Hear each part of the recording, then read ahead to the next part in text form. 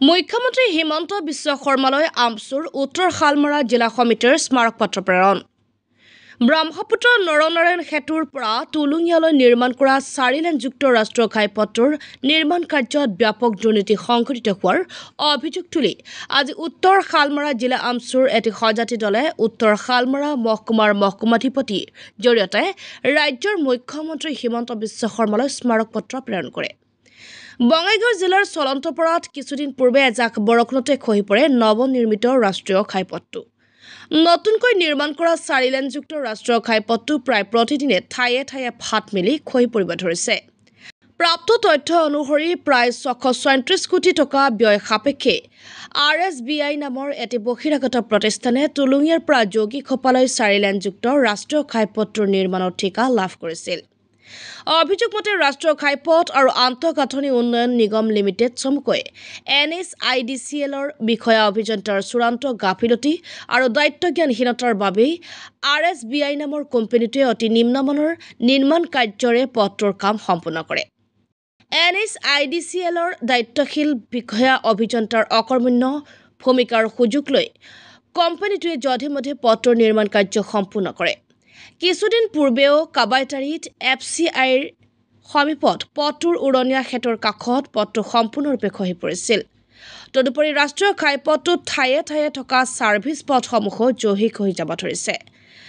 বহিৰাগত কোম্পানীটোৰ এনে নিম্নমানৰ নিৰ্মাণ কাৰ্যক লৈ ক্ষোভিত হৈ পৰিছে আছুৱে। ছাত্ৰ সংগঠনটোৱে অভিযোগ কৰা মতে পথ নিৰ্মাণকাৰী প্ৰতিষ্ঠানটোৱে অতি নিম্নমানৰ নিৰ্মাণ কাৰ্যৰে কোটি কোটি টকা চৰকাৰী ধন খৰচ কৰিছে, যাৰ বাবে আমচুৰ জিলা সমিতিৰ উপদেষ্টা বাহাৰুল ইছলাম, সভাপতি ইনামুল হক, সাধাৰণ সম্পাদকদ্বয় খুৰছিদ আলম আৰু জাহানুৰ ইছলামৰ নেতৃত্বত অৰ্ধশতাধিক আমচুৰ কৰ্মীয়ে মুখ্যমন্ত্ৰীক 6 দফীয়া দাবীৰে বিষয়টো তদন্তমূলক বিহিত ব্যৱস্থা লোৱাৰ বাবে দাবী জনাই মহকুমাধিপতিৰ জৰিয়তে স্মাৰক পত্ৰ প্ৰেৰণ কৰে।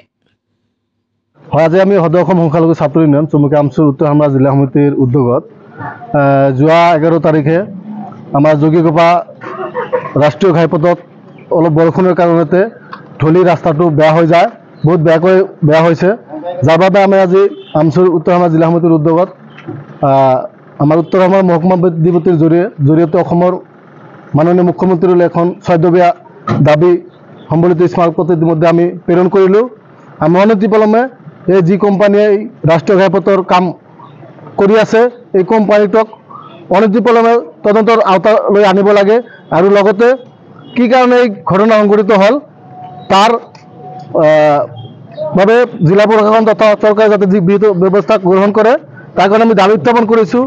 আৰু এই RSBI নামৰ কোম্পানীটোৱে অতি নিম্নমানৰ সামগ্ৰী ব্যৱহাৰ কৰি তেখেতসকলে কাম কৰা আমাৰ দৃষ্টিগোচৰ হৈছে।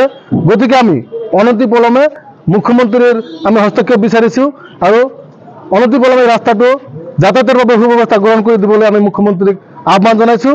অন্যথা আমি অনাগত দিনত আমাৰ স্থানীয় ৰাইজক লগত লৈ আমি গণতান্ত্ৰিকভাৱে আন্দোলন গঢ়ি তুলিবলৈ আমি বাধ্য হ'ম। যোগীঘোপা চলন্তপাৰা যিটো নেশ্যনেল হাইৱে বনাই আছে তাতে ভাঙি গৈছিলে, তাতে আমি প্ৰতিবাদ কৰিছিলোঁ। তাৰপিছত আজি আমি অসমৰ মুখ্যমন্ত্ৰীলৈ SDO চিভিলৰ জৰিয়তে এখন 6 দফীয়া দাবীৰে মুখ্যমন্ত্ৰীক স্মাৰক প্ৰদান কৰিলোঁ যে এই যি কোম্পানী আছে সেই কোম্পানীটোৰ তদন্ত হাতত আনিব লাগে। আৰু আপোনাৰ 2 নম্বৰ হ'ল আপোনাৰ এই যিটো ৰাস্তা নিম্নমানৰ কাম কৰিছে তাতে কিয় নিম্নমানৰ কাম কৰিছে সেইটো এটা তদন্ত হ'ব লাগে। এই ৰাস্তা কিন্তু ভাঙিছে, কিয় ভাঙিছে তাৰে এটা তদন্ত কৰিবলৈ আমি মুখ্যমন্ত্ৰীক অনুৰোধ জনাইছোঁ। এই মুঠতে 6টা দাবী দিয়ে আমি এটা স্মাৰক পত্ৰ SDO চিভিলৰ জৰিয়তে মুখ্যমন্ত্ৰীলৈ প্ৰেৰণ কৰিছোঁ।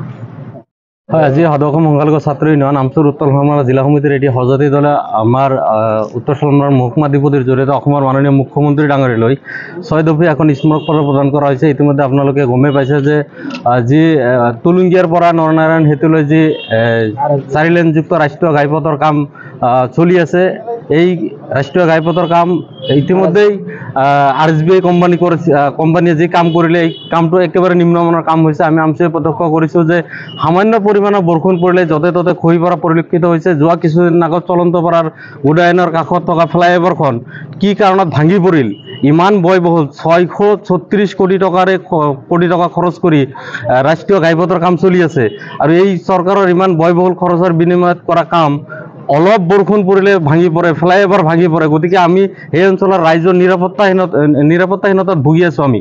গতিকে আমি সংবাদ মাধ্যমৰ জৰিয়তে অসমৰ মাননীয় মুখ্যমন্ত্ৰীলৈ দাবী জনাইছোঁ যে যি কোম্পানীয়ে এই কামটো কৰি আছে সেই কোম্পানীক অতি সোনকালে তদন্তৰ আওতাত আনিব লাগে আৰু সেই কোম্পানীৰ অনুজ্ঞাপত্ৰ বাতিল কৰিব লাগে, যাতে তেওঁলোকে অসমত কোনো ধৰণৰ কাম কৰিব নোৱাৰে। আমি লক্ষ্য কৰিছোঁ যেতিয়াই তেওঁলোকে য'তেই কাম কৰে তাতেই এই ভেমেজালিৰ সৃষ্টি কৰিছে। গতিকে আমি সংবাদ মাধ্যম তথা জিলা প্ৰশাসনক বিনম্ৰতাৰে অনুৰোধ জনাইছোঁ অতি সোনকালে এই কোম্পানীৰ অনুজ্ঞাপত্ৰ বাতিল কৰিব লাগে।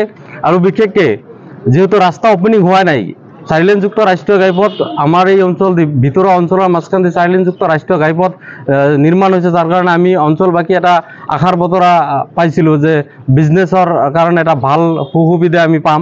কিন্তু আমি দেখা পাইছোঁ এই ৰাস্তাখন অপেনিং হোৱাৰ আগতেই য'তে ত'তে খহি পৰি একেবাৰে শেষ পাইছে, একেবাৰে নিম্নমানৰ সামগ্ৰীৰে এই ৰাস্তাটো তৈয়াৰ কৰিছে। গতিকে জিলা প্ৰশাসন তথা অসমৰ মাননীয় মুখ্যমন্ত্ৰীয়ে অতি সোনকালে তদন্তৰ আওতাত আনি আমাৰ এই ৰাস্তাৰ যি কোম্পানীয়ে নিম্নমানৰ সামগ্ৰীৰে কাম কৰিলে এই কোম্পানীক তদন্তৰ আওতাত আনি উচিত তদন্ত কৰি বিহিত ব্যৱস্থা গ্ৰহণ কৰিব লাগে।